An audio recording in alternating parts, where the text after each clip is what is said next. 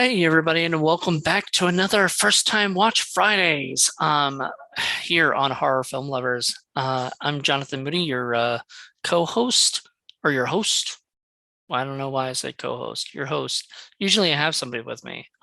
This time I don't, and we're going to be talking about this movie. And if you can't tell what this movie is, you should be able to tell by the title, or the picture that popped up before this. We're going to be talking about The Curve. The Curve is a 1998, I believe. It was the same year as Dead Man on Campus film. It's basically the same story except more serious and not nearly as much fun. So this was the first time I watched it, obviously, as I said, and I'm not really, I didn't really like it. Um, it was too mean-spirited. All the characters were nasty and not fun. Uh, the movie itself was just kind of dragged on, and I wanted to see it end. You know, it, you know, people kept fucking each other over and over, and then after a while, it just didn't even matter. Um, even people I liked, like I liked Carrie Russell's character, and then she would fuck somebody over or whatever. I did not enjoy it.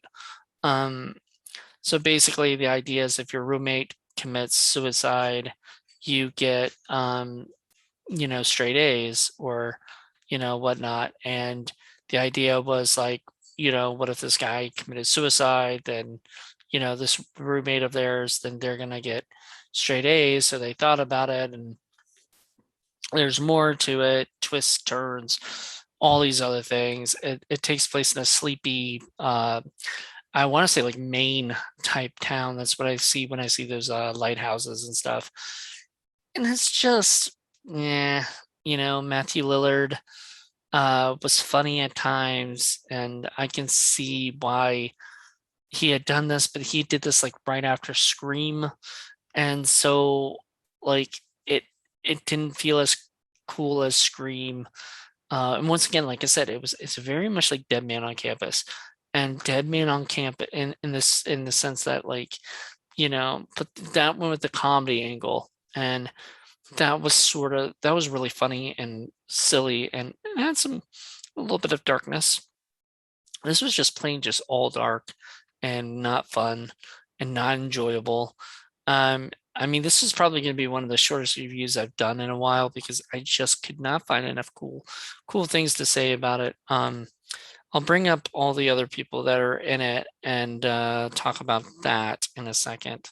So originally called Dead Man's Curve, but they chose to go with just The Curve because Dead Man's Curve sounds a little bit too much like Dead Man on Campus, which was the title of the other movie that I just mentioned. Um, yeah, so if you look it up on IMDb, it pops up as Dead Man's Curve. And I think even if you look it up on Tubi, you can find it there. I have a copy of it with Tequila Body Shots. And I have not seen that one yet, but I have a feeling I'm gonna like that one a lot better. It was written and directed by Dan Rosen. I'm not familiar with him. What else has he done? He did a movie called The Last Supper. It's a comedy drama. And then he did, what else did he direct? Well, he only directed Dead Man's Curve and Freeloaders, which was the movie that some of the guys from I believe some of the guys from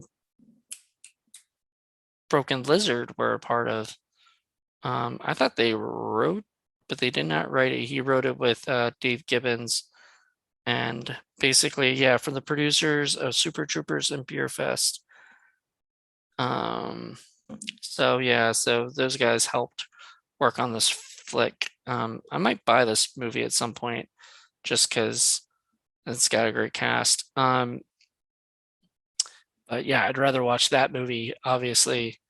But it's weird because he wrote or directed Dead Man's Curve slash The Curve in 1998, but then didn't direct again till 2012. Now he wrote a bunch of stuff. He wrote a movie called The Extra, and then he wrote Freeloaders, and then he wrote a TV series, 4 episodes of TV series called The First Family, which I've never heard of. And then well, it said he was a director of a couple other projects. The Killer Dies, and not The Killer Dies, but The Kill or Dies. Kind of funny because if you say The Killer Dies, that does sound like The Killer Dies. And The Wedding Knot. So I don't know. Those sound, you know. I will say it was directed well. I will not say it was written well. I was not thrilled by the writing of this movie. It says 2 college students kill their roommate and make it look like a suicide. Yeah, that's pretty much the story. And there's more to it and stuff. Obviously, like I said, twists and turns and characters that I just couldn't care anything about. So it stars Matthew Lillard, Michael Vartan, Kerry Russell, Randall Batinkoff, Tamara Marie Watson, who I liked. I liked her in it. She was Natalie. The other, like, I think she was the pregnant chick, if I'm correct. There was a pregnant girl who's in the movie, and then you find out that I guess she really wasn't pregnant. I don't know. There's just so much like stuff that happens that just didn't seem like it made any, like, it didn't matter, by the end of the movie. Like, you just don't like any of these characters. You're just like, all these people are just terrible, horrible human beings. And why you have nobody really to root for, not even the main character. You just don't root for anybody. I would have loved to root for Matthew Lillard because I sort of liked him at first, but then he just became sort of a dick, and then you find out there's more to it with him and stuff, and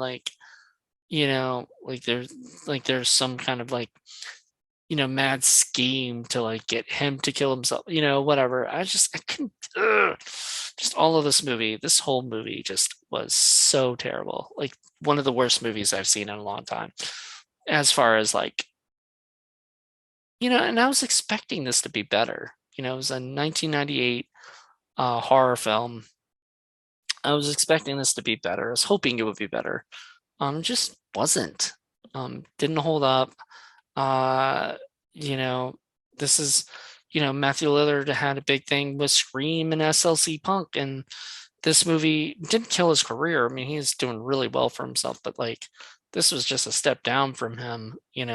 I'm sure after that he was like, I got to keep going up, and this is not, this isn't the movie for me.